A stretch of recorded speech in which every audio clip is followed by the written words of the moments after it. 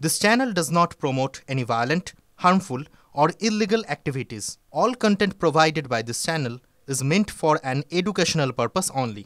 Top quality और consistent performance के लिए सिर्फ सिल्वर पंप नाम याद रखना। দেখুন, প্রশাসনের রাজনীতিকরণ সম্পূর্ণ হয়ে গেছে পশ্চিমবঙ্গে।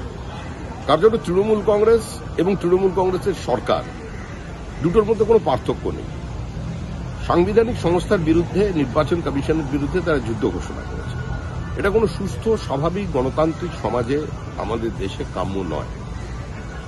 অনেক জায়গায় তো এসআইআর হচ্ছে, তামিলনাড়ুতে হচ্ছে, কেরালে হচ্ছে, আসামে হচ্ছে, বিহারে হচ্ছে। বিহারেও এত ঝামেলা হয়নি, সবাই অংশগ্রহণ করেছে, বিহারের মানুষ খুশি।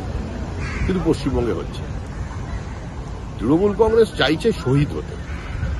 আমরা বলছি যে আমরা কোনো নির্বাচিত সরকারকে ৩৫৬ ধারা প্রয়োগ করে ফেলে দেবার পক্ষে নই, কারণ আমরা কংগ্রেসই নই। আমরা চাই তৃণমূল কংগ্রেস স্বাভাবিক রাজনৈতিক মৃত্যুর দিকে যখন এগিয়ে যাচ্ছে, ওদের পথটা আরো মসৃণ করে দেওয়া দরকার। এরা কেন শহীদ হতে চাইছে?